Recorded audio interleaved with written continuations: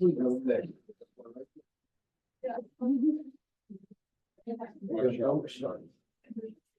Coach, DJ from Infinity TV. Hey, DJ. In the last game, the Mystics had 9 steals. How are we planning to protect the ball tonight? Good segue into talking about Washington. Washington's been really impressive out of the gates with their physicality and their on-ball defense. You can't watch them and think anyone's playing harder than them in the entire league. And there's a significant concentration of that ball pressure. So we've talked for the last 2 days about how important it is to have poise and be able to handle that pressure. Obviously, that's what they're trying to create as their identity. So low live ball turnovers and handing physicality is number one on priorities tonight for any kind of success. We have to handle their physicality. Thank you. Curt, Mark Medina, Sports Kid, good to see you. I know it's early, but what do you think Cameron's been giving you defensively so far? Yeah, Cameron's analytics are off the charts at rim protection. And I think that's obviously, her calling card from college and what you thought. But until you work with her and realize how real it is, it's really impressive. Now, people are going to scheme because she roams and she comes, she's a great help side defender and she can really protect the rim. So they started scheming us, right? It was the chess match between Becky and I down the stretch. They put in an undersized team to try to spread them out. They tried intentionally to win that game to get Cameron Brink away from the rim. That's a great credit. There's the back-to-back champions made a chess move late in the game to try to get Cam away from the rim. That's what you need to hear. That's how much respect out of the gates. But it's real. She's long. She's got good timing on being able to protect the rim. So again, offensive end, I think she's ahead, honestly, of what we thought we were going to have at this time of the year, but so much growth potential there. But defensively, even when she's not scoring here early in her career, she can impact the game so much at the defensive end. Hey, Coach. Lexi got quite a push-ups. Lexi got some extended time at the 1 on Saturday. What did you see from her as a facilitator and primary ball handler? Well, first, I will tell you that Lexi came to us in the middle of the game, said, let me, play the point. And she hadn't played a second of point in all of training camp. So that was what you see in the WNBA in the beginning of the season. It's kind of a work in progress, but showed maturity. Again, the maturation for her is she's earned the right to be coveted by defenses as the go-to player. And so she's going to get covered like that. And they top blocked her. They made every catch hard off the ball. So, she was the first one that came to me and said, I'm having trouble getting the ball when I'm off the ball. Give me the ball and let me be the point guard. And so they can't guard me 94 feet and then take me away the way they were off the ball. So it was an adjustment that was suggested by her. We did it, and we loved that.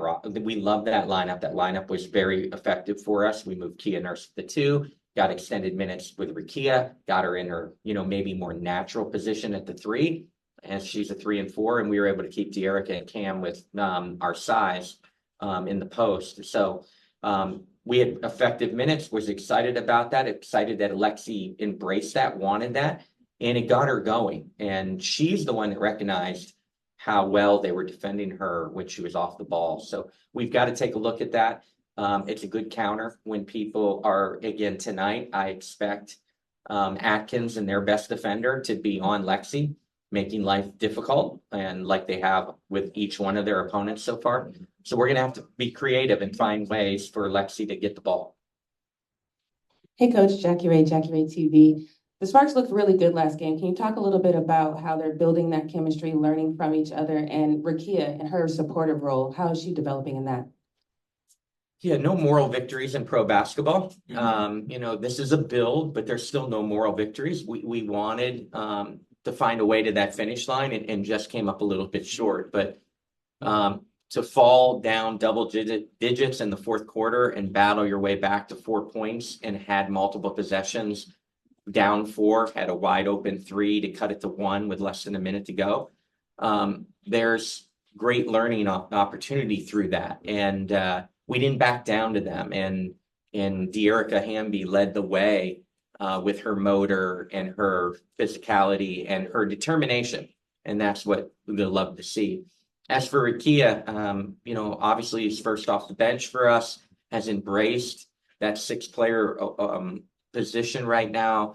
I have a mantra that the young players in the team are repeating, be it, you know, fight for the role you want, be a champion in the role you've earned. And they're embracing that. They're regurgitating that to the media themselves. And I love to see it. I think there's a stat out there that there's 6 or 7 players on each team off the bench, depending on if they're keeping 11 or 12. So somewhere in that 70 some range of people are considered bench players in this league. There's only 2 bench players in the entire league playing more minutes than Rikia right now. So I know everyone wants Rikia on the floor. She is getting minutes. We're excited about what she's produced, and it's only going to get better. And you see how talented she is. She has a knack to put the ball in the hole. Hey, coaches, Kahari Johnson, Motivated Purpose. Can you elaborate on more on Rikia? Is that her being versatile? Is that something that you expected from her coming into the season? Yeah, she's definitely 4-3, and that's how they used her at Tennessee. That's what we drafted. You see it when I was with the USA team and we played Tennessee in the exhibition. You know, she did some good things at both positions. And so we drafted her with the ability to play a little bit smaller, a little bit more modernized basketball at the 4, but also know that she can bring great length at the 3, which we didn't have last year with both Katie Lou Samuelson and Steph Talbot out for the entire year. We didn't have any length at the wing position last year. So it's nice to have that versatility. Again, with Azare, with her extended injury, we're a little bit thin in the post. So Rikia started more in the post early in her career, but she certainly has the potential, and we will use her at the 3. And we have to be out of foul trouble. We have to be fresh in order to have enough post players to allow her to play the 3. If not, you know, obviously we're playing her as an undersized 4 at times too. Edwin Garcia, Swish Appeal. Coach, you mentioned early on before the season even started that it was going to be a committee kind of leading this team. There wasn't one direct leader, but De'Erica Hamby has quickly, you know, picked up the offensive production and kind of carried that load. Can you talk about, besides just the fact that it's been a year where she's been under, you know, the tutelage of the team and been a spark, what's really helped propel her offensively this season so far? Her mentality, her mindset coming in, you know, she has a lot of goals for herself personally, and she was remarkable. You know, the story of her playing 40 games with everything last year, coming back from the birth of legend, but and everything else going on with the trade. She has an incredible mentality coming in this season. She has personal goals. She's not been afraid to share those, that she wants to be an all-star, that she wants an MVP vote. She wants to be counted on as the go-to person. Her motor has always made her special in this league, but she's playing with a determination and confidence right now, along with that motor that really makes De'Erica special. She's leading.